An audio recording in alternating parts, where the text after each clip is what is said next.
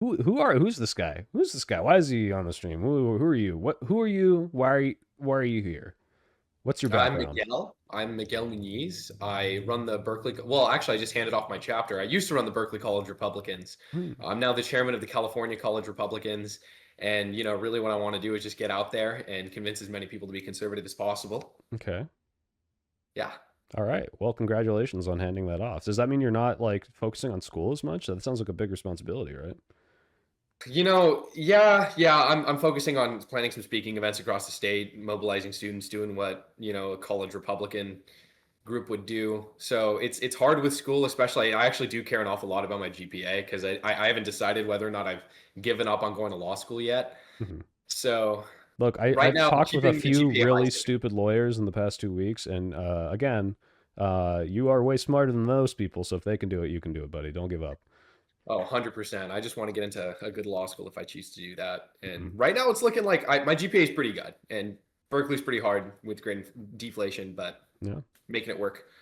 All right. Okay. So this guy's pre-law, guys. That's why he's so sharp.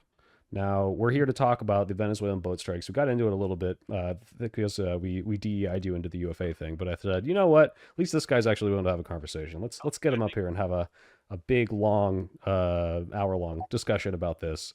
My position remains to this day that it is either murder or a war crime. I don't think it actually can be both, depending on how you classify it. What is your position on the Pete Hegseth strikey boaty situation?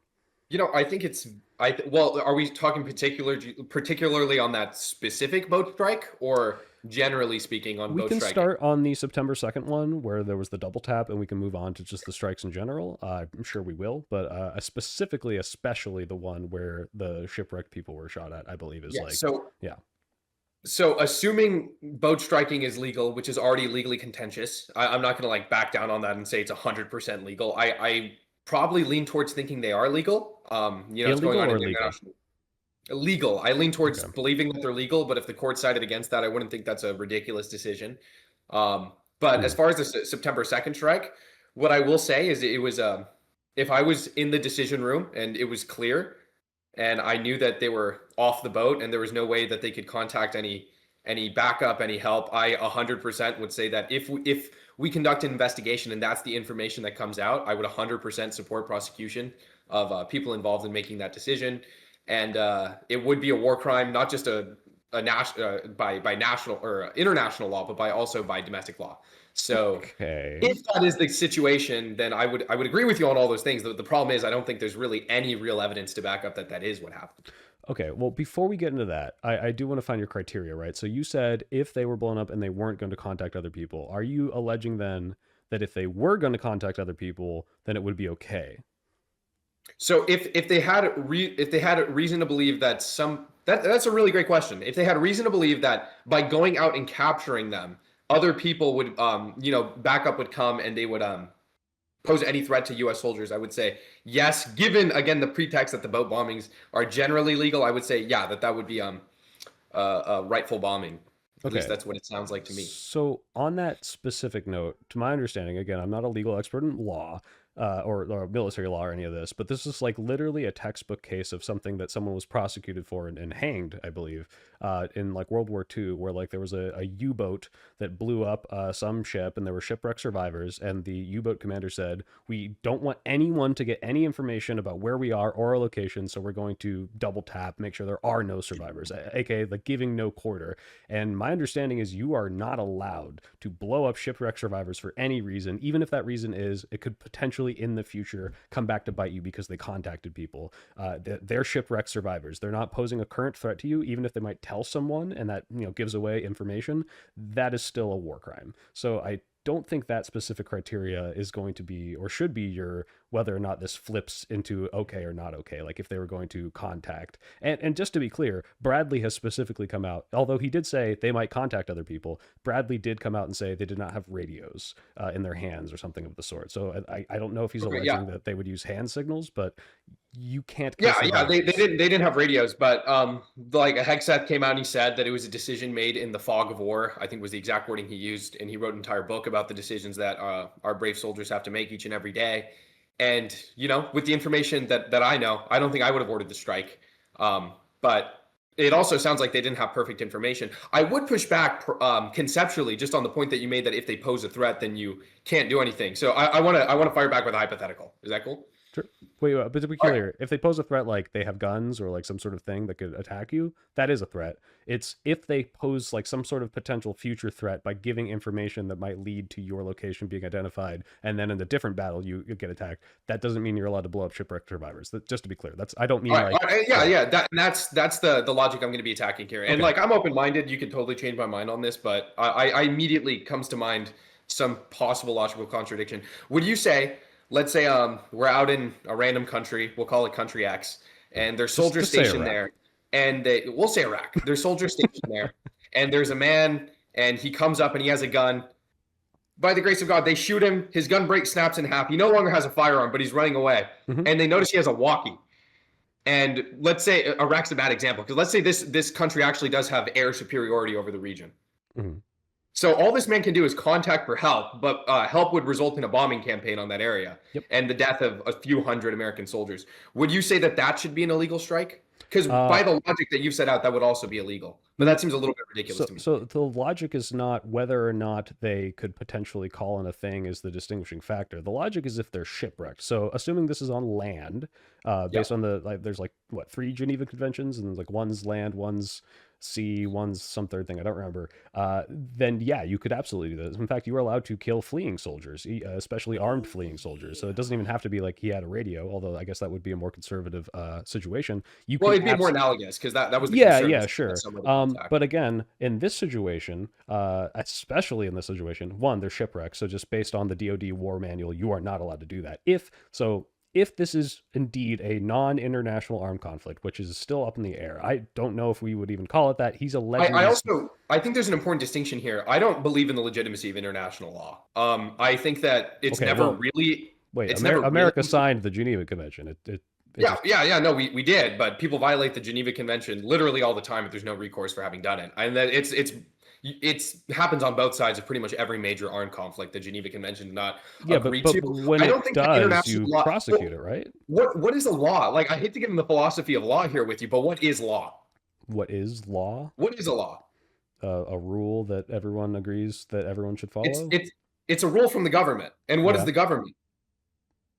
I just keep going. I'm not really sure what The you want me to say. government is the So group that has the monopoly that has monopoly of the power. monopoly on force. Yeah. So you can't like international law can't be law. It seems like a little semantic trick, but it's actually really important because international law is violated all the time. It's never enforced, and there's nothing we can really do about that. It's So absolutely enforced. We literally I think punish it's people for violating the Geneva Convention all the time. What do you mean? oh no, we punish people for it, but like, do you think Putin has violated the Geneva Convention? Yeah, you can't Oh, enforce it certainly. against people who have, nukes and would like, retaliate if you were to try to punish them, sure. Yeah, so I do think that there's a very big difference between international law and domestic law. I Oh, think that I see where you're getting where it's like as a American generals aren't it's an going to important distinction. is what you're saying American generals would never be prosecuted by like the Rwandans for violating international law because they don't have the power, and America just be like, fuck you, I'll do what I want, right? Because they have An some sort of American military. general will never be prosecuted without the permission of America. I see what you're saying. So let's say Does it this, then. like full stop? Yeah, It could be I- Russia, China. It could be every security veto could be coming after us without the permission of the United States. Went out. Yes, So and this does make the international law a little more like, yeah, dependent on who is the one trying to accuse the other person of doing it. But well, it almost I- makes it not like I said, just by pure definitions, I don't think international law is real. I don't think that's a possible term. So and I think that we should. I understand what you're saying. I prefer appeals to domestic law. I Sure. think they're So much more that's why I was compelling. just going to say, let's just move on to the actual DoD Yeah. law of war, which is, protection of the shipwrecked, whether or not they've taken place in the armed conflict, will be protected and provided healthcare. Like that is our law. So if you wanted to say the international law is, not really, equally enforced symmetrically, whatever, sure. Our law says we can't do it either. So we should hold our own generals to this standard as well. No? Yeah, if our domestic law is in confluence with international law, then yes, we should hold our generals to the standard. Okay. So in the law, you can look this up. This is I have it written down here. 17.14 is specifically talks about whether or not you can strike a shipwrecked person, and it says you cannot do it. In fact, you are obligated to protect and provide health care to them. So I don't know if we want to like go get the DoD law of war, but like I'm 100% certain this says this, section 17.14. If we want to go down the Geneva suggestion line of argument, which I am sympathetic to. Well, I think the Geneva Convention is probably a good thing, but I think it's more symbolic than it is anything else, really. Let's see, 1714 in what federal law? This is the here. I'm linking it to you right now. It's Yeah. where do I? Oh, okay. Hold on a sec. I gotta open Discord in the other window. I don't want to like dox everyone. I just DM'd it to you. This is the DoD Law of War Manual. You can go to section 17.14, which is protection of the wounded, sick, shipwrecked, and dead in NIAC. So respect, protection, humane treatment, and medical care of the wounded. Yeah. So if you go down to 17.14, sick and shipwrecked. All the wounded, sick, and shipwrecked, whether or not they have taken part in the armed conflict, shall be respected and protected. The wounded, sick, and shipwrecked in non-international armed conflict, which is what Trump is alleging this was, may be understood to include persons who have been rendered unconscious or otherwise have been incapacitated because of their wounds, sickness, or shipwreck, persons who have surrendered as a consequence of their health, and persons who have been shipwrecked, i.e. helpless persons in distress at sea or stranded on the coast, from any cause, including forced landings at sea, by, or from aircraft. Yeah, so I actually am familiar with this. And this is why it's so important that people like me hop on these, because I could see a MAGA head just coming on here and well, it's stupid law. It doesn't matter. But I agree with the spirit of the law, and I agree with the law itself and the enforcement of it all. What I don't agree with, and there's an investigation being launched that the Republicans have supported. I believe the White House came out and supported as well, to see what was said in the decision room. Is that it wasn't that they were shipwrecked and they had no way to contact anyone, and they were certain of that. It's that they didn't know, and Hegseth wasn't even in the room when they ordered the second strike. So this is what's important. This distinction, right? So one, Hegseth, you're right, was not in the room. I guess Bradley is the one who ordered the strike. But two, shipwreck means your ship is inoperable. I don't want to glance over that, because you were so confident last time that Hegseth was in the room. I think no. Hegseth fully supported it. Which, to be clear, the argument here is Hegseth says, "Hey, if we did do that, it's totally fine and okay." So even though he said if we made the decision with the information we had, he trusted his generals made the right decision. So that's actually not correct, and that's that's what what I'm saying is that he is like, yes, if we sent two strikes, I'm good with it, right? And yeah, his excuse is that we didn't know enough to know that they were shipwrecked. Therefore, but you can straw man, but I'm going to call you out on it. So what's the straw man? Go ahead. Do you not understand that there is a big difference between you just saying, oh, he said he was cool with two strikes, and saying, well, he said that with the information that the generals had available to them, the limited information, the fog of war, that they likely made the correct decision. Do you see how that's two completely different things? Yes, but are you aware that Pete Hegseth hold on. Are you aware that Pete Hegseth is the guy who have a whole chapter in his book called More Lethality, Less Lawyers, and argues that all of these laws are like constricting their ability to do their job as the military, and that given this, it doesn't matter why. The point is it actually does matter why, because you're saying these things and I don't think you understand it. No, so the point is, you bring it up. Explain to me. I'm trying to. Yeah, the point is that Hegseth is someone who says, look, yes, there are all these laws that say, oh, we protect the shipwrecked, oh, we do XYZ, and like this slows down the effectiveness of our military, which is why he argues that we should worry less about these like, oh, international conflict and whether or not it meets this criteria, and just blow these fuckers out of the water. Like, this is what he argues for in his book. So when he says, by the way, I fully support whatever Bradley did. Oh, it's the fog of war, but also I fully support it. It's because he doesn't fucking care.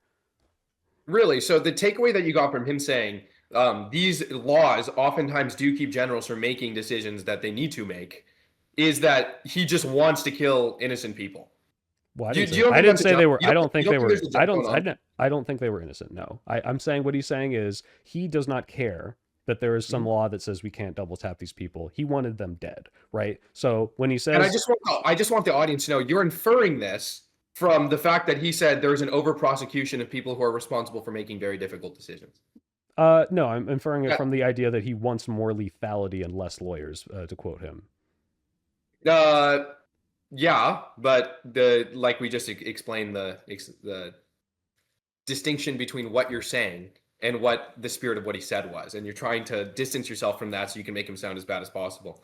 And I certainly don't think Hegseth is an angel. I do definitely. I think that I tend not to agree with his legal philosophy, But I don't think you can come out here and just say the things you're saying. They're so brazen and they're so misleading to people listening. Do you see how someone would I hear don't what think you it's said? misleading. Especially So wait, because so wait. well, hold Do you on. think if somebody could hear what you said and then they'd go, "Wow, Hexeth just wants to kill a bunch of people who are defenseless. That's what he wants."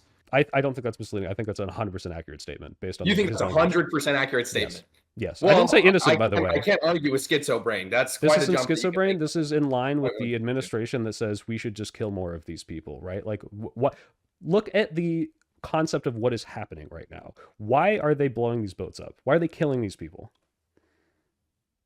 They've labeled them as narco terrorists, which again, the general legality, I'm not sure that narco terrorist is a genuine legal category. So Well, I might even if actually take well, issue with that there statement. is a idea of calling it an non-international armed conflict.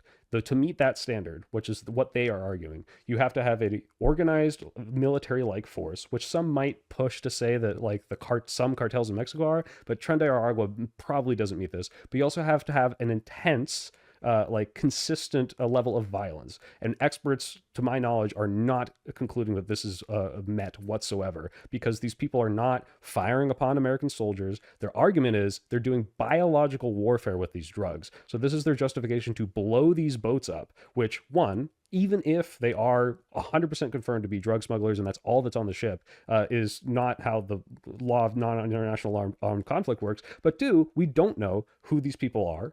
They could be people that are forced to be drug mules. They could also be smuggling, people. So maybe there are innocent people on there. And I don't think Hexas is like, oh boy, I want to blow up these like trafficked human beings. But the point is, they are doing something they don't need to do, which is blowing these people up because they are bloodthirsty for some sort of like stirring some conflict in Venezuela, right? Like that is where I'm deriving this. Hexeth wants more lethality. Hexeth wants to kill people. They've established that they can do this non-lethally. The precedent is to do this non-lethally, and they are doing it lethally anyway. So does that make sense? And like why I'm not really inferring this is like the whole reason it's happening?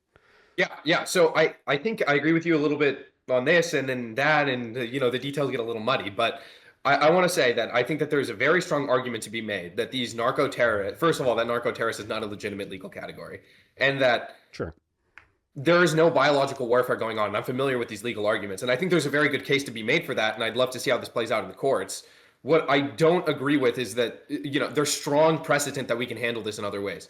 The drug trade has been going on in the U.S. for decades, Well, and they've literally released a video of them sniping out an engine and capturing people and intercepting, right? Like they can intercept this. That might put more people at risk. There's an argument there that says I don't want to put my people at risk, but they can do this non-lethally. There's absolutely a thing they can do.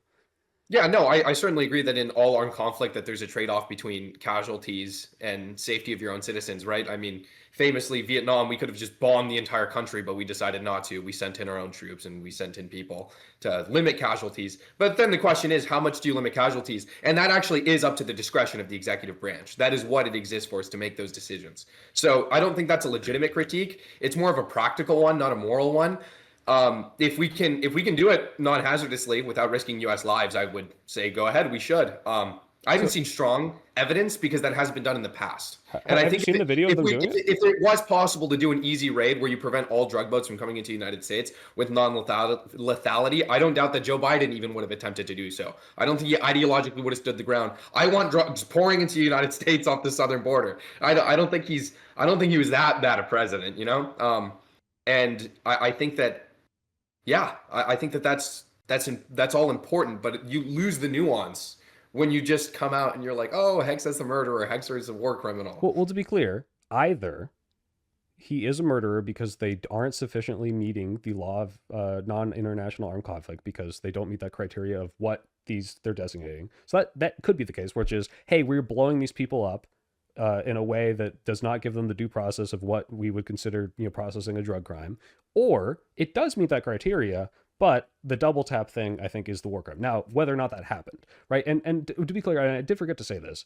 When it's like, hey, his justification was it was the fog of war, right? So we didn't know that they were crawling on the boat. We didn't know whether or not they could fight back. The problem with that is that JSOC came out with the statement right after it happened and said, we sunk it. We sent this separate strike.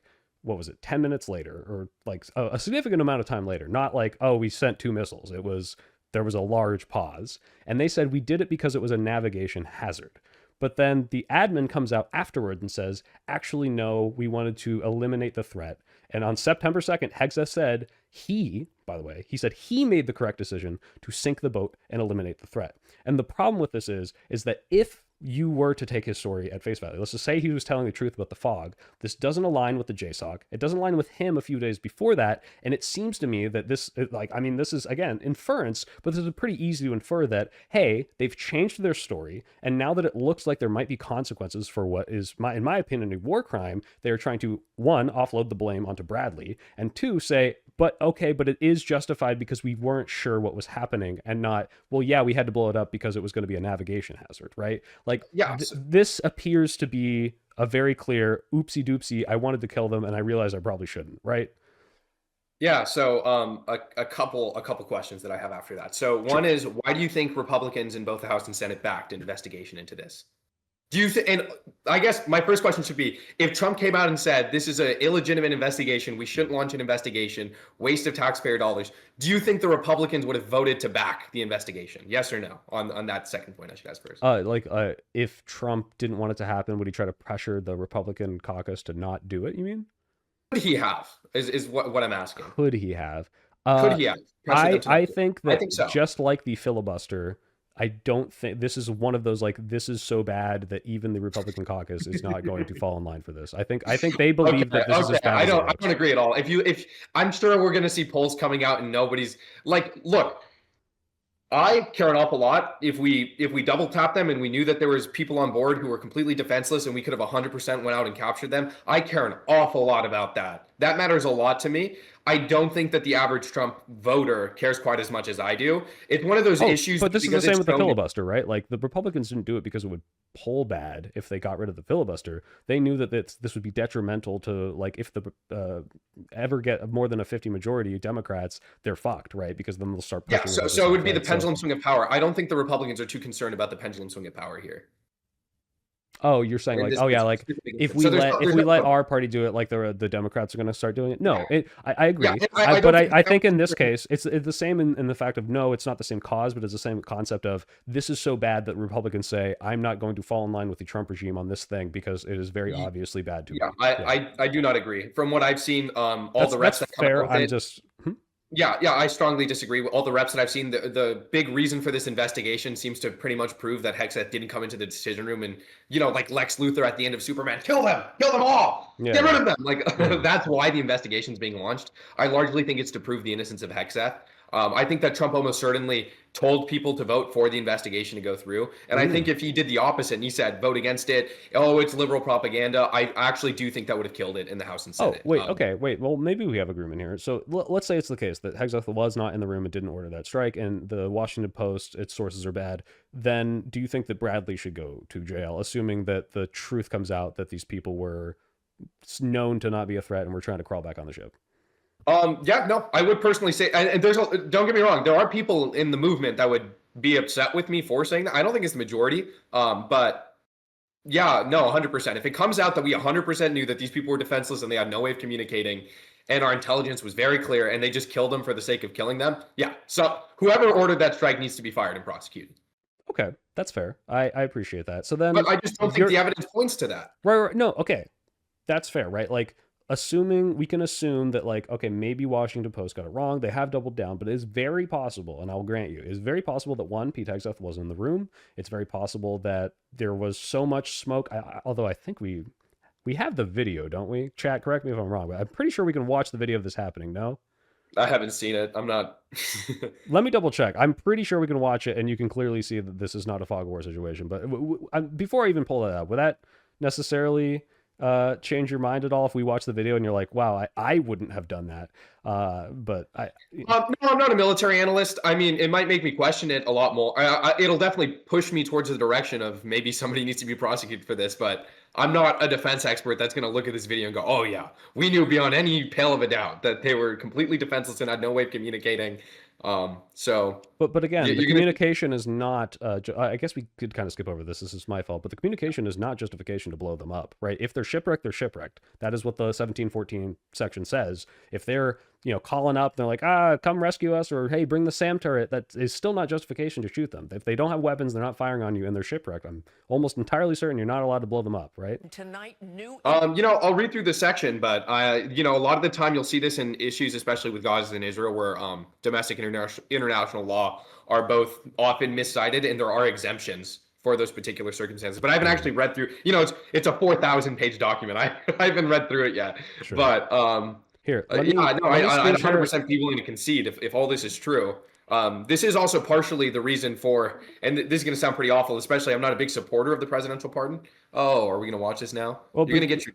I don't think this shows the whole thing. This is Fox News approved, right? But you were saying you don't support the pardon because you can pardon future people. I generally don't like the presidential pardon, but this is the exact purpose of it. Is if somebody makes a decision that domestic law doesn't account for. An example would be the person in Iraq who there's somebody radioing in to bomb them. They shoot them, make the preliminary decision to stop the bombing. If that was illegal, that's why the presidential pardon's there. It is to vindicate those people. Sure, So, if it didn't account, but the general maybe had misinformation. It was like, if you don't fire that second strike, they're gonna kill Americans, with that phone call, and it's like, oh, I guess I got to do it, and then it turns out that might not be true. That might, I agree, be a reason to pardon them.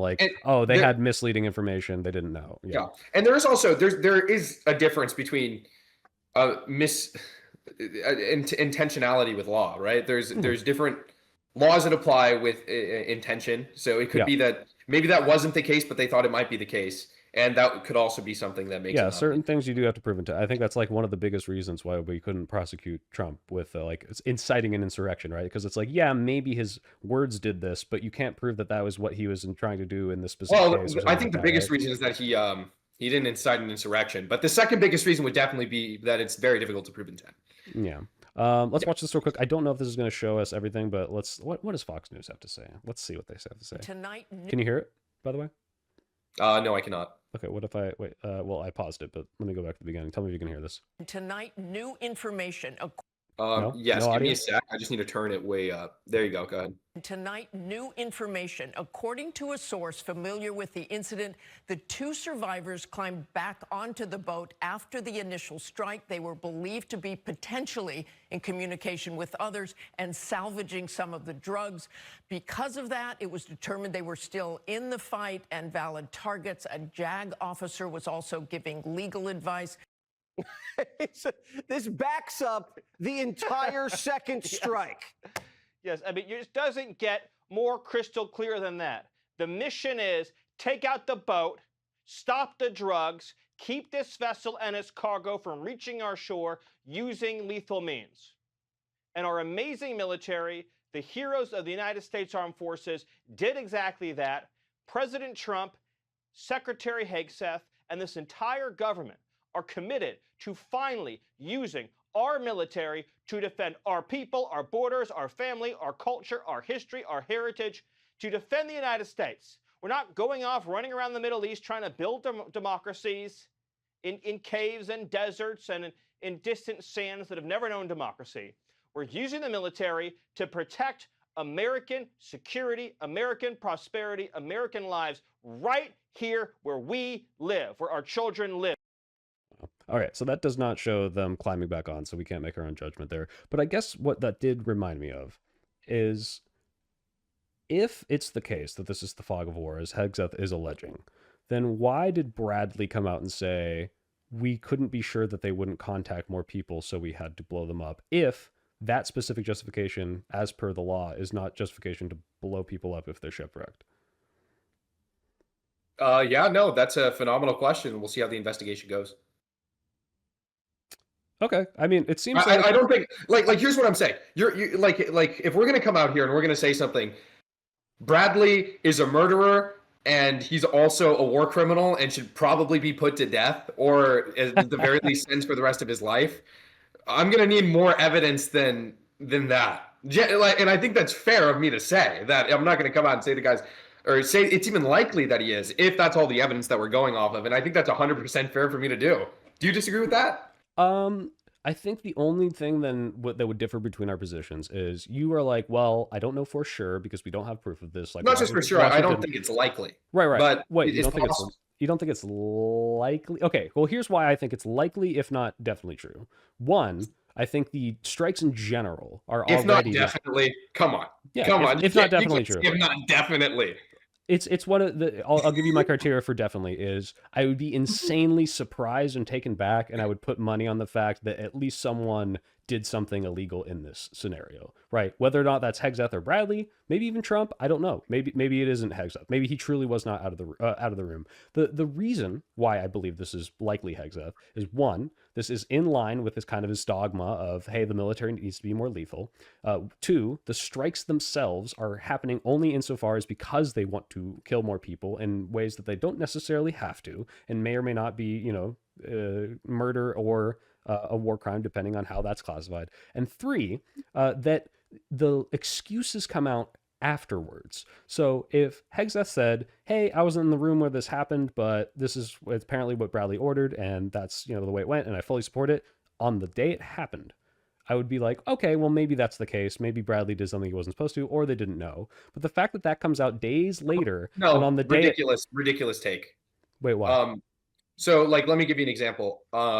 If you get pulled over by a police officer, are you going to rattle off where you came from, where you're going, even if you're innocent? No. So let's say People I did a say drive, things, right? Them, even if they're innocent. So I have no surprise in my mind that even if Hegseth were 100% innocent, he wouldn't come out with a statement on the play-by-play of every single thing that happened. Well, so if on the day of, he's like, I ordered this and it's a good thing, and then when there's a backlash, he says, actually, I wasn't in the room and this was Bradley. This is what I'm saying, where it's like, it seems like... You said he ordered 2 strikes. Can you find me that quote? Yeah, let me find the September 2nd thing. I don't think he said he ordered 2 strikes. He said he ordered the first strike. He never said he ordered the second one. That might be true. He might have said September 2nd that he made the correct decision to eliminate the thing is, he's not going to, this is like back when everyone was like, Trump, come out with your tax returns, come out with your tax returns. And, basic common sense, you don't release your tax returns during an audit. And then his tax returns got leaked and it turned out everything was fine. Yeah, these are just things that you don't do whether you're innocent or guilty. And I don't think you can use them as evidence that it definitely happened. Because that's just not any evidence at all. Like, not giving a play-by-play of the whole event the day of, that would be stupid for an innocent party to do, even. Wait, really quickly, bring up a calendar, because this article is using both dates and days, which is annoying because they don't just use numbers. Give me 1 second here. You're good. I'm reading the... where are we streaming this, by the way? This is on X, the Everything app. No, this is on YouTube. Why? On YouTube? Okay. I was wondering where this was. Oh, if you want the VOD after, I upload it to the streams channel. It will get unlisted, but you can still click on it. But if you want to be like, oh, look, I fucking owned the soy pill lib cuck. You posted a clip of me, soy. I was heartbroken. I thought I did well. So to be fair, you did. That's a UFA thing. They just clip people and post it. Yeah. But to be fair, in that clip, you did walk right into that one. I did. I should have said Newsmax. I'm curious. Would you have known a Newsmax straight up lied about something? I don't watch enough, and it hasn't been big enough. Yeah, I don't watch enough. I don't read enough of the post to know. So. All right, sorry. Let me just read this out loud to you so you know what I'm reading. So, the 2nd September incident was the first in a series of ongoing U.S. attacks against vessels that have left more than 80 people dead in both the Caribbean and Eastern Pacific. While the U.S. officials have insisted this 2nd September attack was lawful, a full picture is still emerging of what happened that day. The Washington Post was the first last week to report that 2 people had survived the first strike and that Hegseth had allegedly ordered a second attack to kill them. At the time, Hegseth immediately condemned the reporting as fabricated, inflammatory, and derogatory, while Pentagon spokesperson Sean Parnell said the entire narrative was false. The existence of a second strike was later confirmed by the White House. Press Secretary Carolyn Leavitt said this week, and that the order did not come from Hegseth, but from Admiral Bradley, who acted well within his authority and the law. On Tuesday, Hegseth said that he had watched the initial strike as it took place before moving on to other meetings. He said he did not personally see survivors, which he attributed to the flaming wreckage and the fog of war. So this is the fog of war clip you're talking about. Later that day, the defense secretary recalled that he was informed that Admiral Bradley decided to sink the boat and eliminate the threat, a move that he considered justified. The issue has drawn concern from Democratic and Republican lawmakers alike, many of whom have already criticized the military campaign more generally, as well as lethal strikes on suspected drug boats. Venezuela itself has repeatedly, whatever, this is just going to go into the, like, whether or not, like, why are we even doing this, which I agree with. Yeah. But so it seems to me that the initial come out is like, yeah, we eliminated them, it was great. And then once it comes out that there was a second strike, they're like, this is completely fabricated. And then they move on to, oh, well, Carolyn Levitt has just contradicted us saying that this is completely fabricated because she said there was a second strike. And then they say, well, actually, Admiral Bradley ordered that and it was justified because of the fog of war. So this is what I mean, where it's like the like trickle-true thing, right? Yeah. So my problem with that is thinking back to the reporting. On first impressions, I didn't see anything about the nuance of this all. All I saw was Pete Hegseth says kill them all and kills two people. That is the inflammatory. So I think it'd be 100% fair to say that if they said the story was completely fabricated, based on my recollection of what the headlines and news looked like then, yeah, that was pretty much the whole story, was that Pete Hegseth ordered that they kill everyone, regardless of whether or not gave the no. So I do think it's fair for them to say the whole thing was fabricated. I don't think it's factually accurate, but I think it's practically accurate. Okay, so this sounds like maybe they were just like, oh, the worst parts of this aren't true, but the second strike was. Parts that anybody really cares about. Most people don't actually care about us striking drug boats. That's a very like Twitter opinion to have, that we shouldn't be doing that. I don't think so, because again, this is like killing drug manufacturers and smugglers is not really the process by which we normally do this. It's not, but people don't actually mind it. And I think that's going to come through in the polling. Yeah, but that's not a good thing. Well, let's move on to that. That's fair. That's a good point. I'm pro-life. I'm pro-life to conception, and that won't come through in the polling either. So yeah, sure. I'm just saying that, but again, when they say the entire story was fabricated, they meant the entire story that any normal American would care about, and that's not you or us, right? So I give them the benefit of that doubt. I think that checks out to me. But you get on me for it's a little frustrating, because you get on me for the inference of like, oh, okay, Pete Hegseth wrote a book about how we need to be more lethal and not worry about international laws and laws that restrict people from doing their duty. And that this is kind of in line with him doing that. But then when they say the entire story, entire meaning all of, is fabricated, your inference is, well, they didn't mean the part that would contradict the thing that Carolyn Levitt said afterwards, which would point out that they lied. They just meant the part that they looked the worst, right? Like, no, and here, well, there's a big difference. One is yours is being done negatively. I'm doing this for the benefit of the doubt for them. And the other is that you laid out, well, I made this inference and you called me out for the inference. I called you out for leaving out the context in your inference. You just gave your inference as if it was a fact that he said straight up in his book, and it's not. So that was my problem with what you said. But also, in his book, the chapter is more lethality, less legality, or something like that. Like, it's almost verbatim that. Yeah, 100%. That a military, in order to thrive and function, needs to have less red tape and enforcement on the people, and the people calling the decisions need to feel safer in the decisions that they make, especially when they're difficult decisions, and that they should decide what they believe to be best for the country and not best for themselves. So an example could be, there's a few lives at risk, and they know that if they order a strike here, they can save all 3 of these lives, but they could also end up giving themselves life in prison for that. So that could lead to a worse, just objectively, a much worse decision.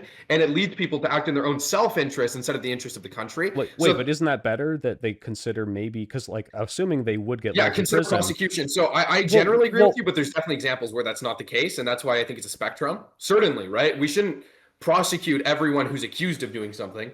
No. What I'm saying is there's probably a reason that whatever they're considering doing might have the consequence of life in prison. And I want the military to question whether or not they're about to do that order if whatever they're about to do is going to be some fucked up thing where you accidentally blow up a city full of civilians, and that's the difference. That's a difference in practicality of enforcement. So, like, let me give you. I keep doing hypotheticals today. No, I'll give you another one. You'd be surprised. Most people can't even engage in them. So at least you can I tell get me whether so or not mad when people can't engage in a hypothetical. You will never catch me not engaging in a hypothetical. Wait, what would you do if you didn't eat breakfast this morning? I know that. How would you feel? Oh, I could talk all day about my favorite clips of MAGA heads. But Yeah, no, I would say first of all, I want to answer the thing before, which was I also do. I'll say they should not have come out and said the story was entirely fabricated because it was not entirely fabricated. There was parts of the story that were true, so they should be better at that. Yeah, like no excuse. They should be better at that. But you're using that as evidence, or you can use it as evidence, but you're acting like it's proof that they contradicted themselves and that they're guilty. It's not, but, yeah, right. It's not proof. Yeah, it is my inference of like, I'll let you if submit this it, story hadn't come out, we would never have heard of a second strike, even though it is clear that they acknowledge it happened, because it wouldn't have mattered to them, because to them it's just, yeah, whatever. That's was part of the job, right? Yeah, 100%. So I think that, I'm not discounting them. Small, admittedly, compounds into a large thing, but rhetorically, right, if you wrote an essay, that'd be a small mistake in the essay, but we do need to be careful about catching those things. But yeah, going back onto the hypothetical, a situation could be like, let's say there's a man. Wait, one sec. And he sees... I just had a Discord glitch. You cut out, but if I interrupt you and restart your audio, it should be fine. Go ahead. All right, awesome. Yeah, go ahead. Okay, so let's say, the hypothetical, we'll go back to Iraq, and there's 10 people stationed at some base, just numbers made up. All right, striking 10 people stationed at some mini base, and there's somebody standing outside of it. The general can't tell if it's a sniper rifle or if it's a handgun. If it's a handgun, they can immobilize him well before he's able to actually get a shot at them. If it's a sniper, he won't be able to stop them. So the general, who's not on site at the time, could go, well, if I order a strike on this guy, and it ends up being that he was not in a position to actually attack our soldiers, I could spend the rest of my life in jail. Mm-hmm. So, and let's say he's looking at the situation. In his mind, it seems more likely than not that this guy poses a threat. He has a sniper from that range. Mm-hmm. The general can go, well, the right decision to make is to kill this guy before he gets a shot at our soldiers.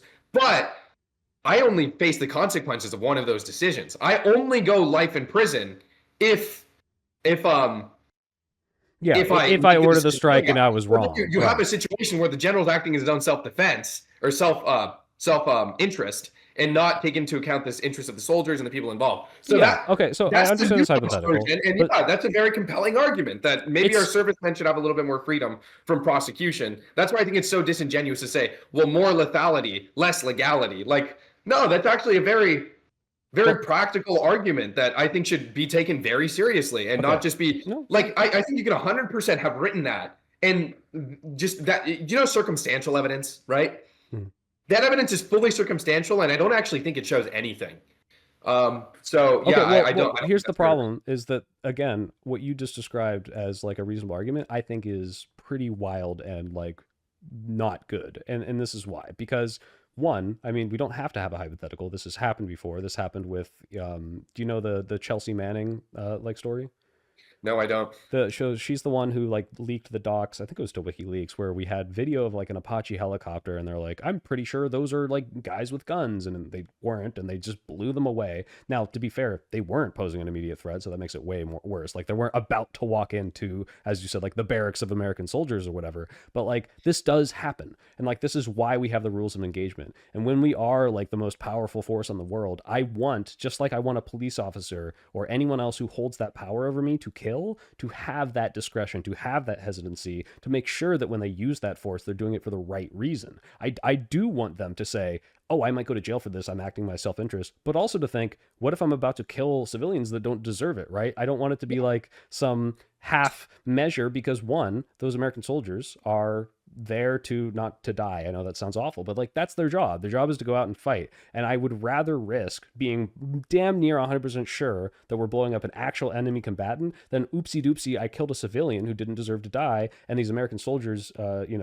would have died were that not a civilian, right? Like in the same way, a cop should not be blasting away some guy they pull over at a road stop because they thought he had a hand and he had a sandwich. Have you seen the movie Casino? He had like a sandwich, and I thought it was a gun, and so they blow him away. And it's like, yeah, like if you think he's reaching for something, yeah, more often than not, it's probably justified. That's why a lot of these people don't go to jail for it. But if you're not sure and you're questioning yourself, that's good. And what Pete Hegseth argues for is not, hey, we should never, have like situations where you have a probability assessment in your head. He's like, let's get rid of these laws that make them question, which is kind of what you're saying. I think that should not be the case.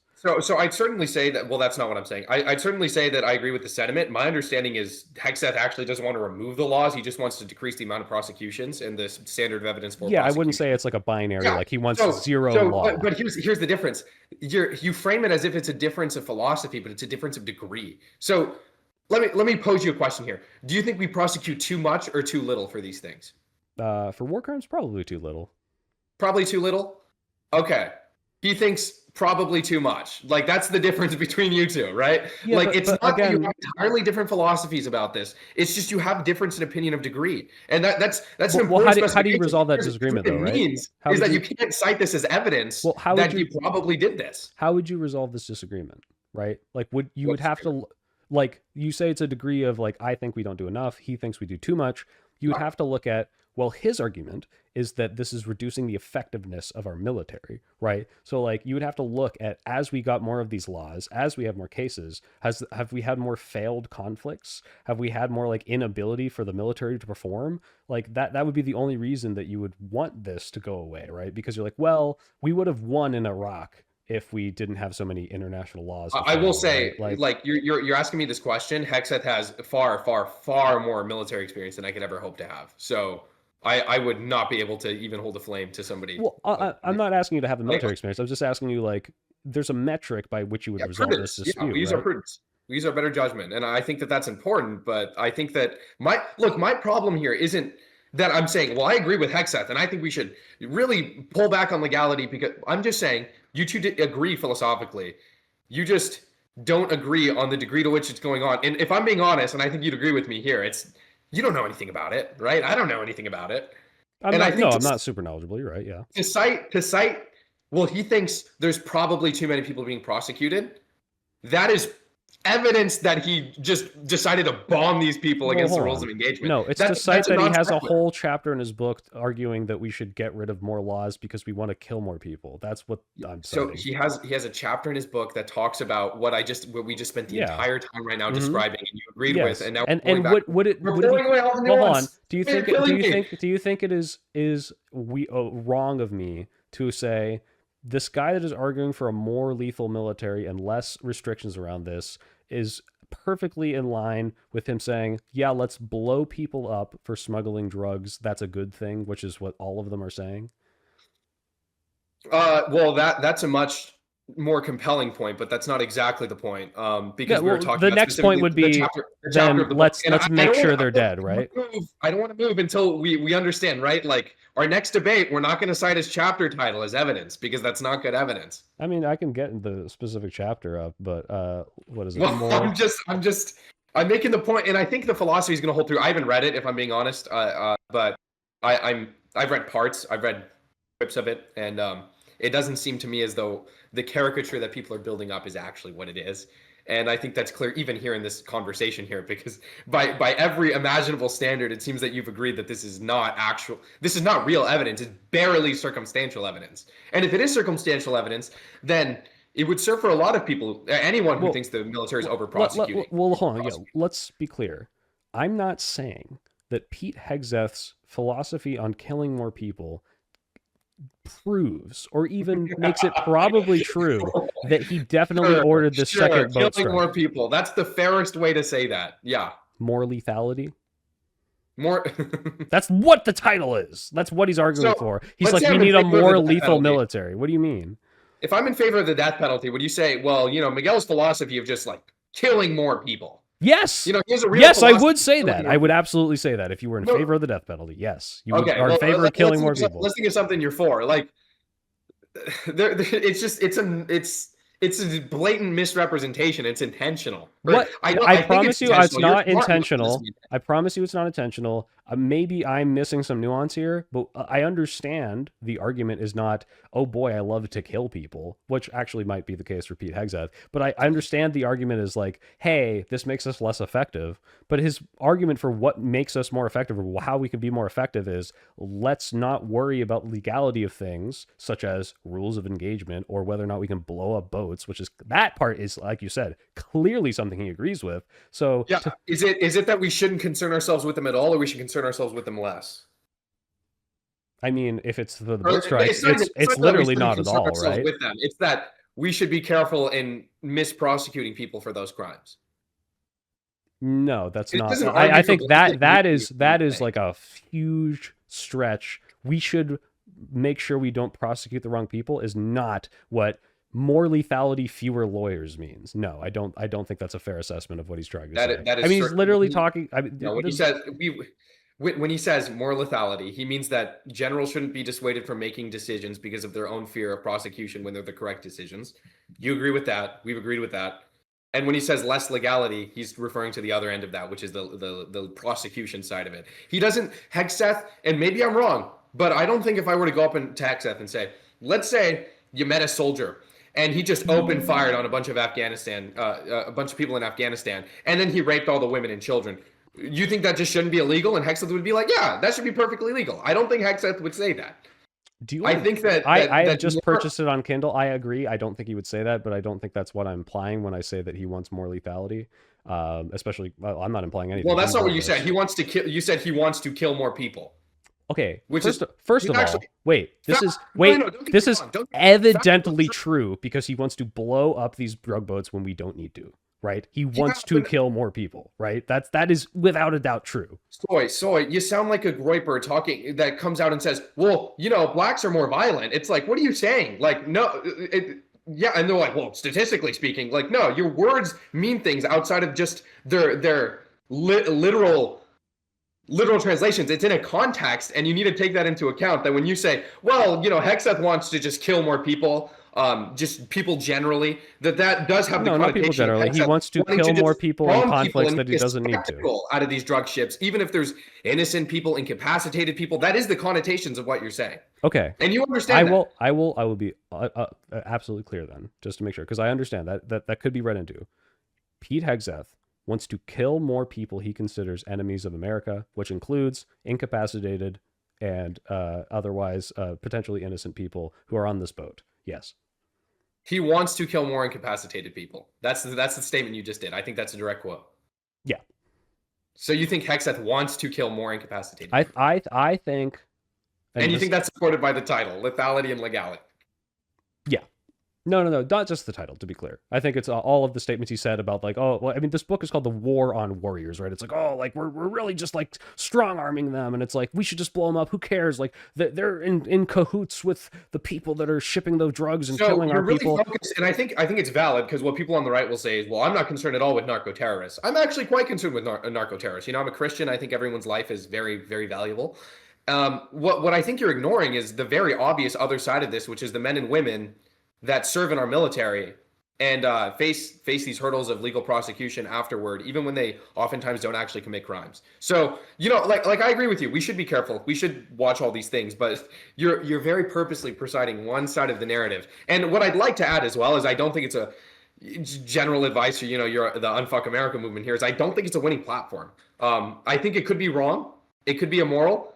I don't think that a lot of people care. I care a great deal, but I don't think a lot of people do, and I think that's bipartisan. I think that you're going to see a lot of Democrats, and their takeaway from this is going to be that their Democratic leadership is not strong on drug enforcement.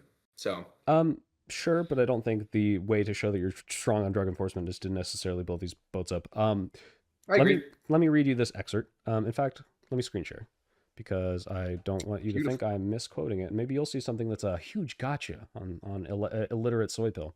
Let me know when you can see this. So this is from the chapter in The War on Warriors, which I've just purchased. So he tells this whole story about like, oh, there's some rule of engagement. We couldn't kill this like kind of guy that we were supposed to, blah, blah, blah.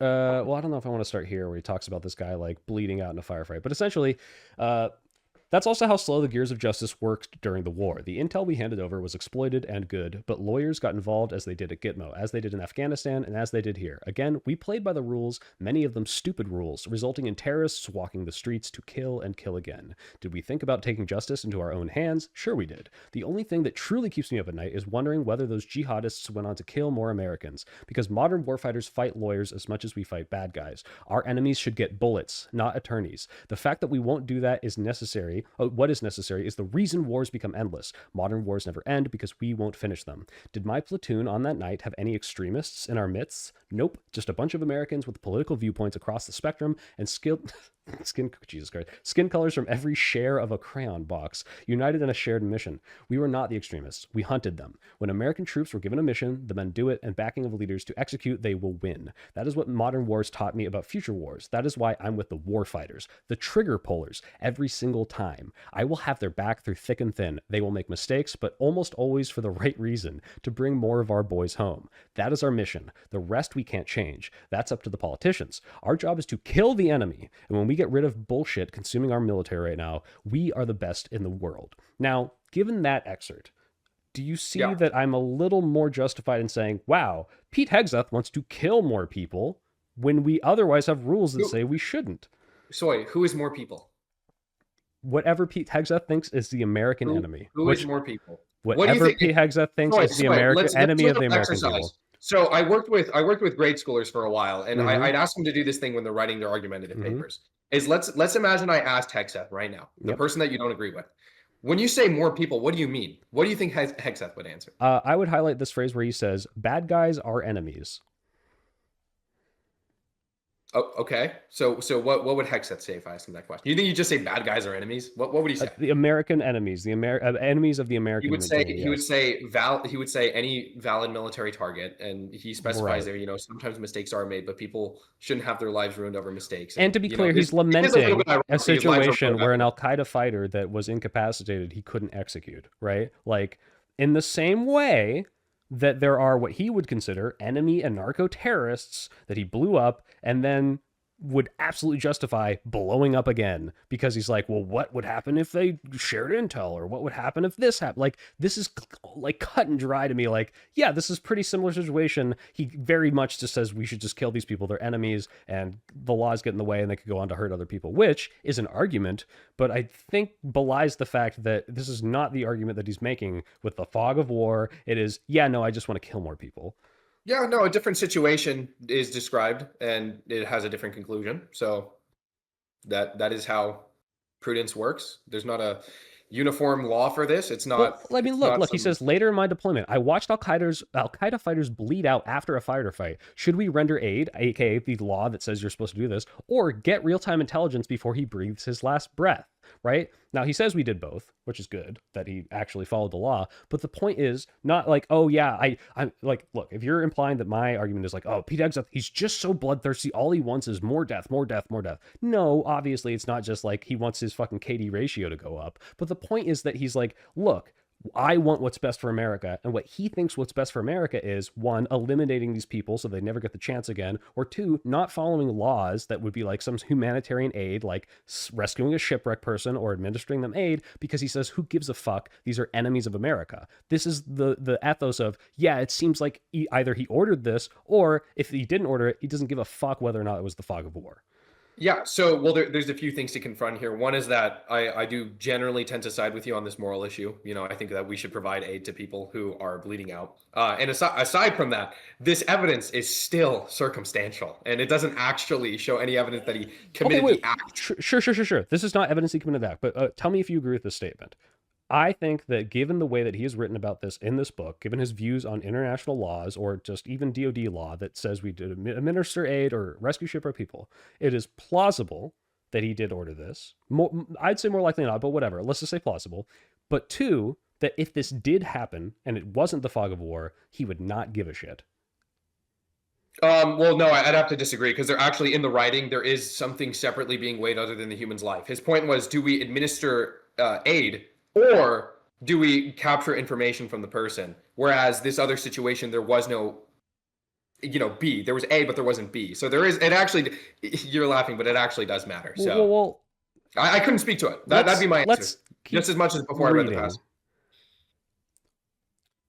Did he live or die? Just sort of book club. Did he live or die? I didn't care then, and I don't care today. He was shooting at us and our Iraqi allies, so any aid rendered would be grace enough.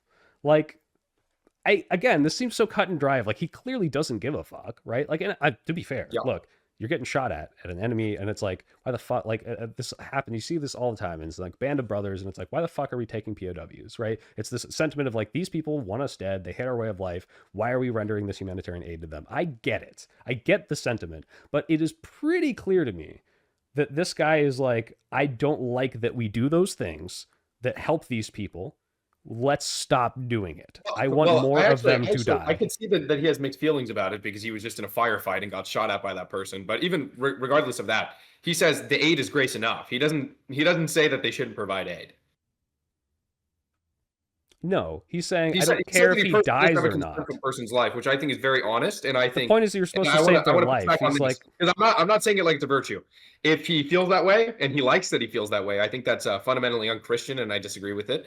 If he has no regard for the other person's life, if that's a statement that's just, well, this happened and I didn't care if he lived or died, I think that is probably an opinion a lot of people would have in that position. And I think you sure in the same way that. But wait, hold on. Wait. Before we move on, I'm agreeing because I'm vehemently opposed to the death penalty, and I saw a video of a guy stealing my bike wheel, and in that moment I said, I want to fucking strangle that man to death. Okay, like I would have killed him with my bare fucking hands if I was there, but I don't think that's good for society. And in the same way that we have rules of engagement and war crimes and all this stuff, I think it makes it a better, more effective military. Maybe not, we always apply our force just as good as if we didn't have these rules, but we save more civilian lives by being cautious. We make sure that people feel comfortable surrendering to us. Like, there's so many things that make this better for our military that Pete Hegseth clearly doesn't give a fuck about because he's got this us versus them mentality. And that's why it's like, all right, pretty sure he would not give a fuck if we double tapped fucking narco boats, especially considering that's a pretty common sentiment in the MAGA community. We can go pull up the polling, but I'm pretty sure a bunch of them are like, wait, I don't give a fuck about international law. We should kill these people and double tap them. They don't give a fuck, right? Like, yeah. So I've already highlighted that there's a philosophical line here that we can draw, and it can be perfectly consistent with saying with what he just said and not supporting the double tap. So I can't tell you one way or the other that he would or wouldn't. What I can say is that certainly. Could you put a probability on it? Could you say he probably would? I could not put a probability on it. What if I said, look, whichever one you pick, if it's right, I'll give you 10 grand. Like, you would pick I would say no. I would say he did not order the second strike. If I had to guess one way or the other. Not that one. Whether or not he would want it or not give a shit if it happened. That's a very different question. That one, I couldn't tell you. I'd still say probably not.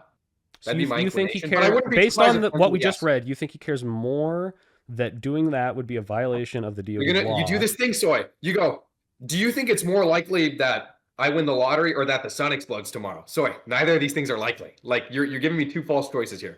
Wait, it is. One of those is way more likely, and it's the sun not exploding. Yes, that's my point, is that you give me these two things. Neither of them are likely, but one of them is less unlikely than the other. Wait, one is either he does or does not care. These are the two outcomes, right? He wouldn't care. Would or would not care. Yeah, I think that he probably would care. Why? But that's not based on much. Okay, I'm saying he wouldn't based on everything he said about this war. Yeah, I just explained to you that you can hold all these views plus care, and it would still be philosophically consistent. So I don't.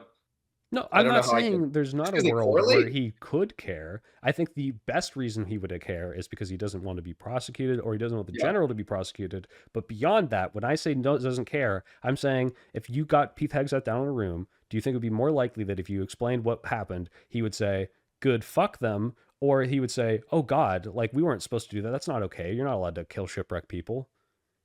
I think it would be somewhere in the middle where he's like, we really should not have done that. But I don't think he would genuinely express a whole lot of empathy for these narco terrorists. Like that is genuinely what I believe. Like I said there, again, you gave two options, and I don't think either of them are likely. I think it's a third option. That's what I'm pointing out here is because you do that quite a bit.